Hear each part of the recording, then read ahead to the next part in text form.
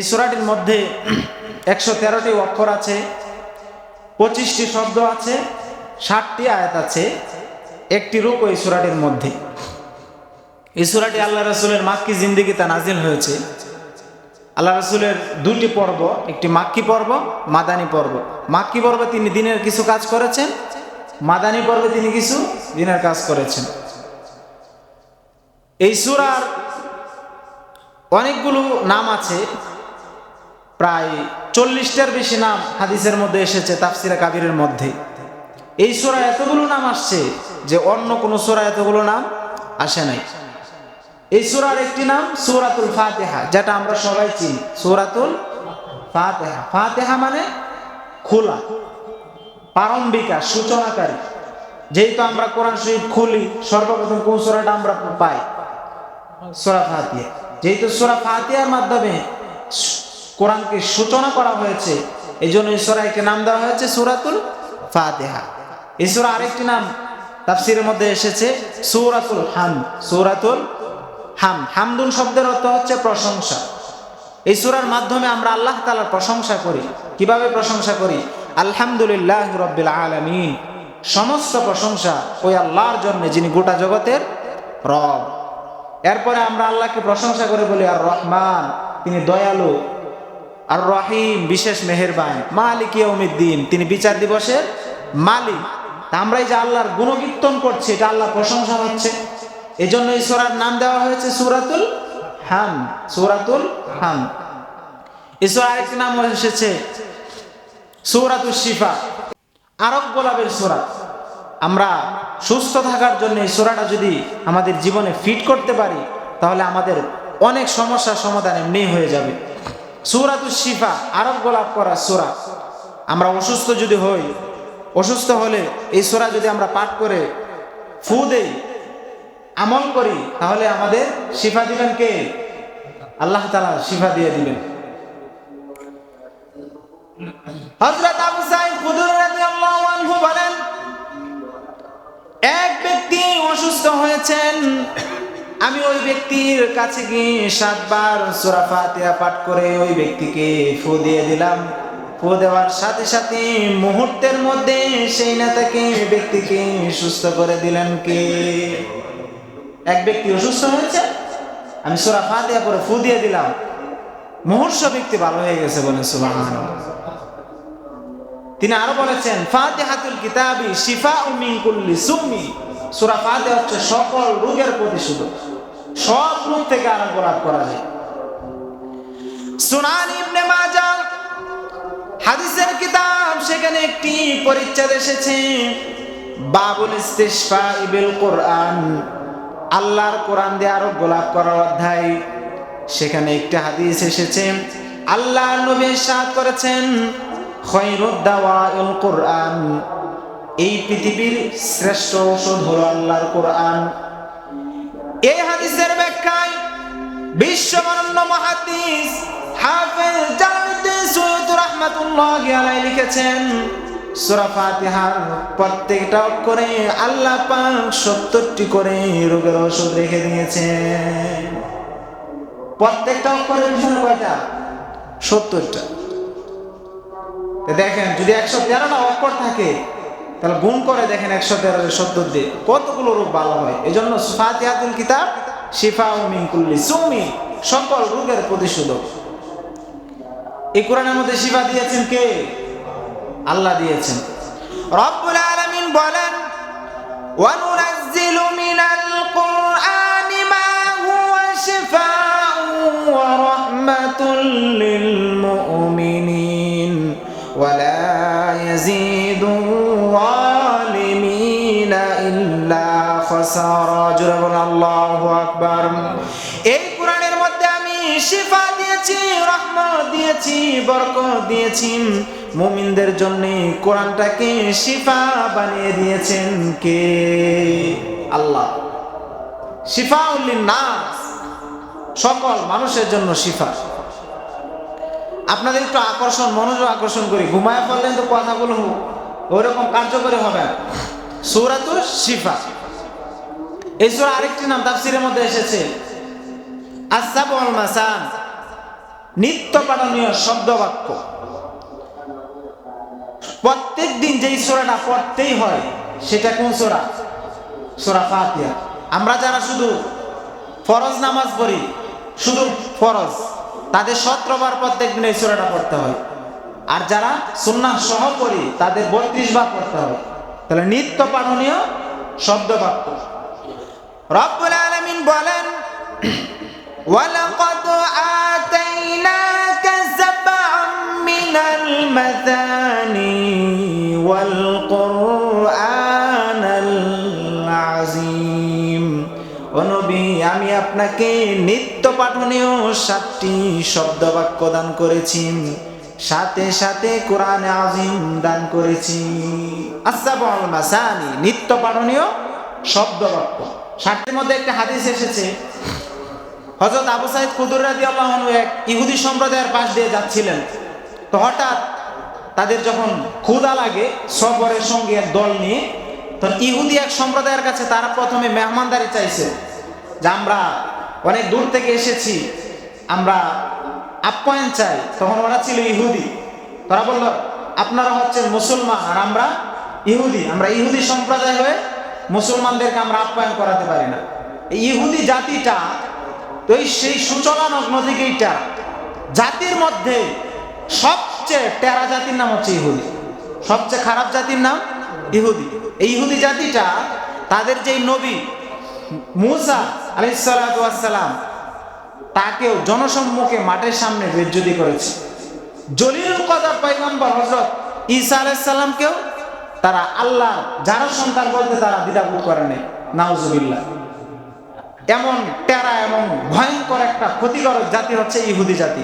বর্তমান বিশ্বে মুসলিমদের সবচেয়ে বেশি যেই ক্ষতি করার চেষ্টা করে সেই জাতিটার নাম হচ্ছে ইহুদি জাতি। এই যে ফিলিস্তিন আক্রমণ করে, আপনি পিছনে দেখেন খ্রিস্টান, আমরা দেখি আমেরিকার হাত, কিন্তু ভিতরে গিয়ে দেখেন এটা হচ্ছে ইহুদির চক্রান্ত। এই জন্য ইসলামের সবচেয়ে বড় শত্রু নাম হচ্ছে ইহুদি জাতি। সেটা ওই আল্লাহ রাসূলের জামানা থেকে চলে আসছে। তারা বললো যে না, তোমরা মুসলমান, আমরা ইহুদি, তোমাদেরকে আমরা আপ্যায়ন করাবো না। তো ওই বণিক দল চলে আসছিল, কিছু মধ্যেই চিৎকার আওয়াজ শোনা যায়। তখন মুসলমানরা শুনলো চিৎকারের আওয়াজ, যে বিপদে পড়লো নাকি। তখন তারা দ্রুত ওই কে বিপদে পড়েছে সেখানে দেখতে গিয়েছে। এখান থেকে আরেকটা জিনিস স্পষ্ট হয়, মুসলিম জাতির একটা বড় বৈশিষ্ট্য হচ্ছে, তার সাথে আমার সম্পর্ক ভালো থাকুক আর না থাকুক, তারা তাদেরকে আপ্যায়ন করায় নাই, তাড়িয়ে দিয়েছে, কিন্তু তাদের বিপদ যখন তাদের কর্ণে এসেছে, তারা তাদের বিপদে গিয়ে পাশে দাঁড়াতে তারা বিন্দুমাত্র কি হন নাই, পিছপা হন নাই। এটা দ্বারা প্রতীয়মান হয় মুসলিম জাতি তাদের সাথে খারাপ ব্যবহার থাকলেও সে শত্রু হোক বন্ধু হোক সবার পাশে দাঁড়াতে কোনো পিছপা হন না। তখন তারা দৌড়ে গেল, গিয়ে দেখে তাদের নেতাকে সাপে কেটেছে। তখন তারা বলল যে আপনাদের মধ্যে কি এমন কেউ আছে যে সাপের বিষ ওঝা সারাইতে পারে? তখন বললো, আমি তোমাদের নেতাকে ভালো করে দিব, আমাদেরকে এতগুলো ছাগল দিতে হবে। কতগুলো দিতে হবে? এক বর্ণনায় আসছে তিনি 30টা ছাগল চেয়েছেন। কয়টা? যে আমাকে 30টা ছাগল দিবা, তোমাদের নেতাকে আমি ভালো করে দিব। আরেক বর্ণনায় আসছে তিনি 100 ছাগল চেয়েছেন। এখন নেতার মূল্য কি 100 ছাগলের চেয়ে কম না বেশি? বেশি। বলছে ঠিক আছে, 100 ছাগল কোনো ব্যাপার না, তুমি আমাদের নেতাকে ভালো করো। মুহতারাম হাজিরিন, এরপর আবু সাঈদ খুদরী রাদিয়াল্লাহু আনহু ওই নেতার পাশে বসলেন। পাশে বসে আউযুবিল্লাহ বিসমিল্লাহ পরে 7 বার সূরা ফাতিহা পাঠ করে ওই নেতাকে ফু দিয়ে দিলেন। ফু দেওয়ার সাথে সাথে মুহূর্তের মধ্যে সেই নেতা সুস্থ হয়ে গেছে। ওই নেতা প্রথম ফু দিলেন, চোখ খুলছে, এরপরে বসে গেছে, এরপরে 3 নম্বর ফুর মধ্যে বাটা দাঁড়ায় গেছেন। একবারে বলেন সুবহানাল্লাহ। হাদিসের মধ্যে এইভাবে আসে। এরপরে সাহাবায়ে কেরামের মধ্যে একটা ইখতিলাফ তৈরি হয়েছে যে এই যে আপনারা যে এই যে আপনি যে ফু দিয়ে ছাগল নিলেন, এটা কি বৈধ হবে কি হবে না? একদল সাহাবায়ে কেরাম বললেন যে আপনারা এই ছাগল যেগুলো নেওয়া হয়েছে এটা কোরআনের বিনিময়ে নেওয়া হয়েছে, এটা কি হবে না? বৈধ হবে না। আরেকদল সাহাবী বললেন সমস্যা কি, আমি একটা বিনিময়েই তো নিলাম, ফু দিলাম এরপরে নিয়েছি। সাহাবায়ে কেরামদের মধ্যে ইখতিলাফ হয়েছে। তখন সমাধান কে দিবেন? বলছে আল্লাহ রাসূল বেঁচে আছেন, চলো রাসূলের কাছে যাই মদিনায়। আল্লাহ রাসূলের কাছে যখন এই কথা বলা হলো, তখন তিনি বললেন, আর এটা বৈধ হবে মানে কি? এর ছাগলের কোনো অংশ যদি বেঁচে থাকে তাহলে একটু অংশ আমাকেও দাও, আমিও খাই। বলেন সুবহানাল্লাহ। তার মানে এটা দ্বারা কি বৈধ হয়েছে? বৈধ হয়েছে, তো তার চেয়েও বেশি বোঝায়। তো এটা দ্বারা একটা জিনিস প্রতীয়মান হয়, ওলামায়ে কেরাম এটারও দলিল দেয়, সেটা হচ্ছে কেউ যদি কোরআন পড়ে ফু দেন এবং তার বিনিময়ে কিছু চান, বিনিময় নেন, তাহলে সেটা কি হবে? জায়েজ হবে। তবে এটা ওলামায়ে কেরামের মাসালাগত ব্যাপার, চারটা মাযহাব হয়েছে মানে কি ইখতিলাফ আছে। তো সেটা বলতেছিলাম যে সূরা ফাতিহা হচ্ছে সূরাতুর রুকিয়া। এই সূরা অনেকগুলো ফজিলত আছে হাদিসের মধ্যে। হাদিসে কুদসির মধ্যে এসেছে আল্লাহ রাসূল বলেছেন, কেউ যদি সূরা ফাতিহা নামাজের মধ্যেও তেলাওয়াত করে, নামাজের বাইরেও তেলাওয়াত করেন, সূরা ফাতিহার বরকতে ফজিলতে আল্লাহ রাব্বুল আলামিন ওই ব্যক্তির পরিবারে প্রত্যেকদিন ৯১টা বরকতের ফয়সালা করে দেন। ৯১টা বরকতের ফয়সালা প্রত্যেকদিন হবে, এটা অনেকটা ফজিলত। শুধু তাই নয়, আল্লাহ রাসূল আরো বলেছেন, কেউ যদি সূরা ফাতিহাকে মহব্বত করে, ভালোবেসে তেলাওয়াত করে, কাল কিয়ামতের কঠিন ময়দানে আল্লাহ রাব্বুল আলামিন ওই ব্যক্তির আমলনামা না দেখে সূরা ফাতিহার সুপারিশে তাকে জান্নাত দিয়ে দিবেন। সূরা ফাতিহার সুপারিশে তাকে জান্নাত, ফাতিহা দাঁড়িয়ে যাবেন, বলবেন যে আল্লাহ তোমার প্রতিশ্রুতি ছিল এই ব্যক্তিকে তুমি আমলনামা দেখে তার খারাপ কাজগুলো দেখারই তোমার সুযোগ হবে না, তোমার প্রতিশ্রুতি ছিল তাকে তুমি জান্নাত দাও। বলেন সুবহানাল্লাহ। বিশ্বনবী আরো বলেছেন, কেউ যদি সূরা ফাতিহাকে একবার তেলাওয়াত করে, সূরা ফাতিহার ফজিলতে বরকতে আল্লাহ রাব্বুল আলামিন ওই ব্যক্তির আমলনামায় সাথে সাথে পুরা ৩০ পারা কোরআন খতমের সওয়াব লিখে দেন। একবার তেলাওয়াত ৩০ পারা কোরআন খতমের সওয়াব। আর একটা হাদিস শোনাই, হাদিসটা আমি জাতির সামনে বলতে খুব আশ্চর্য মনে হয় যে সূরা ফাতিহা, গত সপ্তাহে হাদিসটা শুনিয়েছিলাম। হাদিস সংখ্যা হচ্ছে 4444 নাম্বার হাদিস, 4444 নাম্বার হাদিস, বুখারীর মধ্যে এসেছে হাদিসটি। হাদিস সংখ্যা 4444 নাম্বার হাদিস। হাদিসটি বুখারীর মধ্যে এসেছে, মুসলিমের মধ্যে এসেছে, রিয়াজুস সালিহিনের মধ্যে এসেছে, মেশকাত শরীফের মধ্যে এসেছে। হাদিসের বর্ণনাকারী হলেন হযরত আবু সাঈদ ইবনুল মুআল্লা রাদিয়াল্লাহু আনহু। হযরত আবু সাঈদ ইবনুল মুআল্লা রাদিয়াল্লাহু আনহু বলেন, কুনতু উসাল্লি ফিল মসজিদ, আমি মসজিদের মধ্যে নামাজ পড়ছিলাম, ফাদানি রাসূলুল্লাহ সাল্লাল্লাহু আলাইহি ওয়াসাল্লাম ফালাম উজিবহু। এটা হলো বুখারীর riwayat, মুসলিমের মধ্যে এসেছে, ফাদানি আল্লাযী রাসূলুল্লাহ সাল্লাল্লাহু আলাইহি ওয়াসাল্লাম ফালাম উজিবহু। আল্লাহর নবী আমাকে ডাকলেন, আল্লাহর নবী ডাকে আমি সাড়া দিলাম না। নামাজ শেষ করে দ্রুত গিয়ে আল্লাহ রাসূলের কাছে গিয়ে বললাম, লাব্বাইকা ওয়া সাদাইকা ইয়া রাসূলুল্লাহ।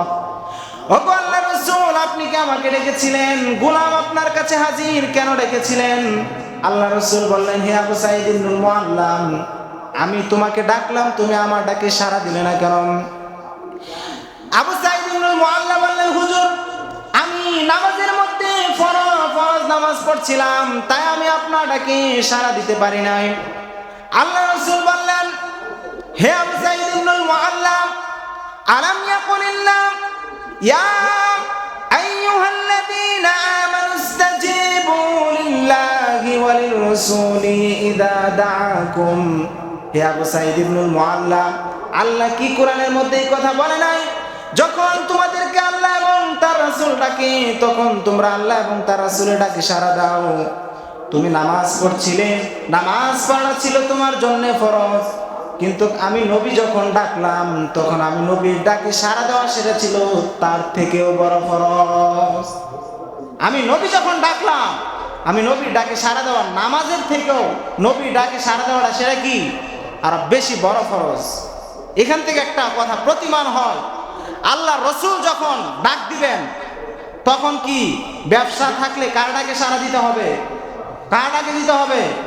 যেখানে নামাজে থাকলে ফরজ নামাজ হলেও নবীর ডাকে সাড়া দেওয়া ফরজ হয়ে যায়, আর স্বাভাবিক অন্য কোনো কাজে যখন থাকা অবস্থায় রসুল ডাক দিবেন তখন সেটা কি হবে?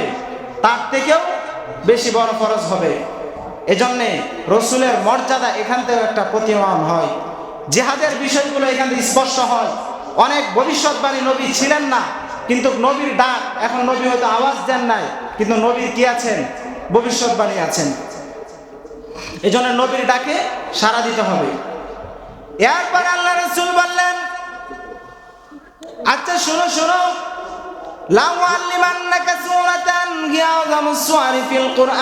আমি তোমাকে এমন একটি সূরা শিখাবো, এমন একটি সূরা শিক্ষা দিব, যেই সূরাটি কোরআনের মধ্যে সবচাইতে মর্যাদাপূর্ণ সূরা। আমি তোমাকে কেন ডেকেছি? সবচেয়ে মর্যাদাপূর্ণ সূরাটি শিক্ষা দেওয়ার জন্য।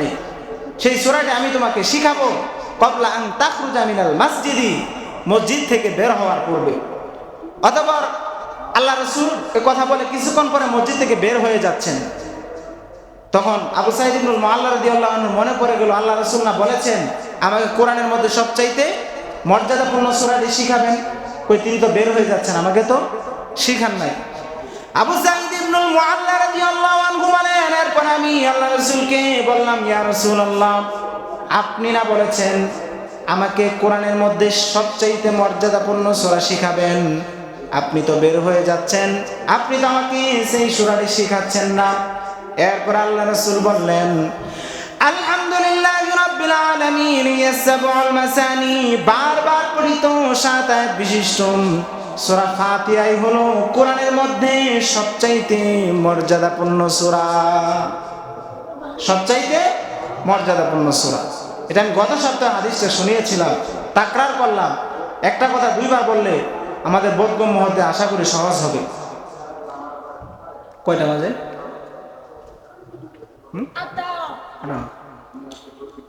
এরপর আমরা আরেকটু কয়েকটি কথা বলবো, সূরাটার ভিতরে একটু ঢোকার চেষ্টা করব। এই সূরা শুরু হয়েছে কি দিয়ে?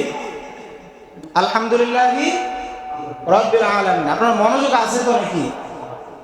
কথা বুঝতে পারতেছেন? তাফসীর বোঝা যায়। আমার একটা ধাঁচ হলো, আমি কথা বলতে পছন্দ করি সরাসরি তাফসীর থেকে, কোরআন থেকে। এর দ্বারা সবচেয়ে বড় যেই ফায়দাটা হয় সেটা হচ্ছে, কথা বলতেছেন কে? কোরআনের কথাগুলো কে বলতেছেন? আল্লাহ তাআলা নিজেই বলছেন। আমি এই জন্য সরাসরি কোরআন থেকে বলি, আপনার পক্ষে যাক বিপক্ষে যাক, সরাসরি কার কথা শুনিয়ে দিই? আল্লাহর কথা। এটা আপনার পক্ষে গেলেও আমার কিছু করার নেই, বিপক্ষে গেলেও কিছু করার নাই। আর এমনি স্বাভাবিক যদি আপনি আপনার যুক্তি দিয়ে কথা বলেন, তাহলে আপনার যুক্তির মধ্যে আমার যুক্তির মধ্যে, আমার সাধারণ দলিল ছাড়া কথা বলার মধ্যে কি থাকতে পারে? ভুলভ্রান্তি থাকতে পারে। এটার মধ্যে কোনো স্থায়িত্ব নেই, এটার মধ্যে কোনো স্থায়িত্ব নেই, এটার মধ্যে শতভাগ সততা নেই। এই জন্য সরাসরি আমি তাফসীর দিয়ে কথা বলি। আল্লাহ তাআলা আমাদের সকলকে এভাবে কথাগুলো সঠিকটা বোঝার তৌফিক দান করুন। আরে কয়েকটা কথা বলি, সূরার ভিতরে একটু ঢুকি। সূরাটা শুরু কি হয়েছে? আলহামদুলিল্লাহি রাব্বিল আলামিন। অর্থ সমস্ত প্রশংসা ওই আল্লাহর জন্য, যিনি গোটা জগতের রব। এরপরে আর রহমানির রহিম, তিনি অতি দয়ালু বিশেষ মেহেরবান। মালিকি ইয়াউমিদ্দিন, যিনি বিচার দিবসের মালিক। এই যে প্রথম 3টা আয়াতের মধ্যে আল্লাহ তার নিজের একটা পরিচয় দিয়েছেন, যে আল্লাহ হচ্ছেন তিনি যিনি রব্বুল আলামিন, গোটা জগতের রব। এরপরে হচ্ছে মালিক আর রহমানি রহিম, যিনি অতি দয়ালু বিশেষ মেহেরবান, 2 নম্বর পরিচয়। 3 নম্বর পরিচয় মালিক ইয়াউমিদ্দিন, যিনি বিচার দিবসের মালিক। এইখানে দেখেন আল্লাহর প্রথম পরিচয়টা কি? যিনি রব। কোন রব? গোটা জগতের রব। এবং আল্লাহ তাআলার সবচেয়ে পরিচয়গুলোর মধ্যে প্রথম পরিচয় হচ্ছে তিনি রব। আল্লাহ কোরআনে যত জায়গায় পরিচয় দিয়েছেন, সেটা তিনি কি দিয়েছেন? প্রথম পরিচয়টা দিয়েছেন তিনি রব। এই জন্য কোরআনের শুরুতে আল্লাহ কি দিলেন? প্রথম পরিচয় কি দিলেন? আল্লাহ প্রথম পরিচয় কি দিলেন?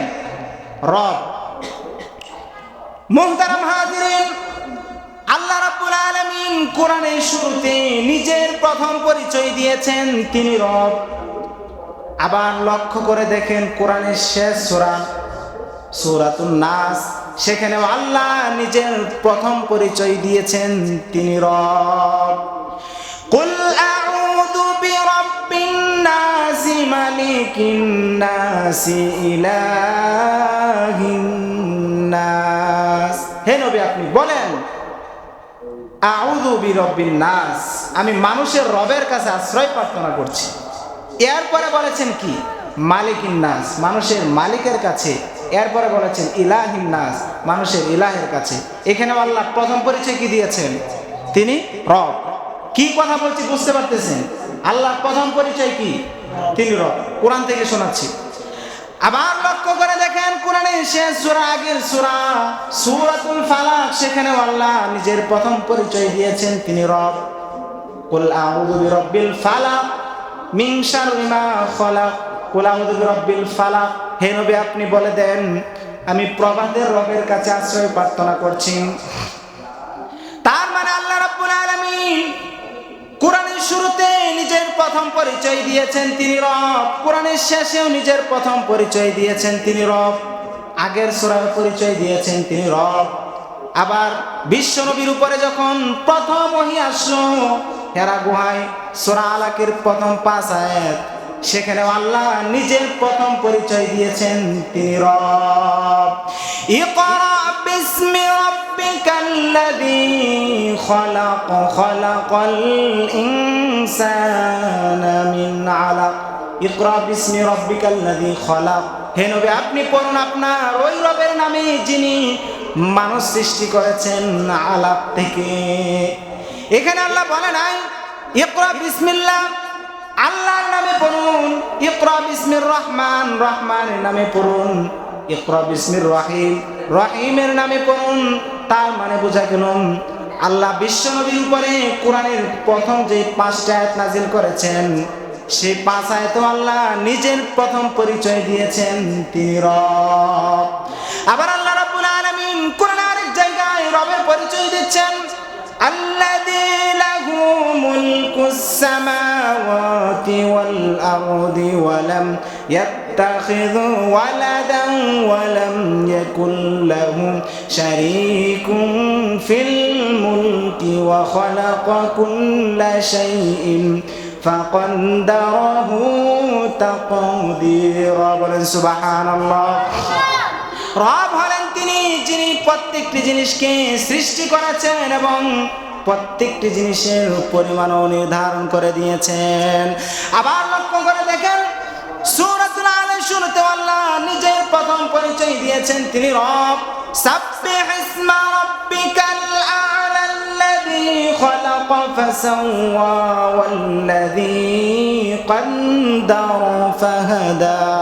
হে নবী আপনি তাসবিহ পাঠ করুন আপনার ওই রবের নামে যিনি সুউচ্চ এবং সুমহান এবং প্রত্যেকটা মানুষকে সৃষ্টি করেছেন যথাযথ এবং সুবিন্যস্ত করে। মুহতারাম হাজিরিন, আল্লাহ রাব্বুল আলামিন কোরআনের শুরুতে নিজের প্রথম পরিচয় দিলেন তিনি রব, কোরআনের শেষে পরিচয় দিলেন তিনি রব, সূরাতুল আলা শুরুতেও পরিচয় দিলেন তিনি রব। বিশ্ব নবীর উপরে প্রথম 5 আয়াতে আল্লাহ নিজের প্রথম পরিচয় দিলেন তিনি রব। এখানেই শেষ নয়, আশ্চর্য হবেন বাবা আদম আলাইহিস সালাম থেকে শুরু করে আমাদের নবী জনাবে মুহাম্মদুর রাসূলুল্লাহ সাল্লাল্লাহু আলাইহি ওয়াসাল্লাম পর্যন্ত এই পৃথিবীতে যত নবী এসেছেন, যত রাসূল এসেছেন, সমস্ত নবী রাসূলদের কাছে আল্লাহ নিজের প্রথম পরিচয় দিয়েছেন তিনি রব।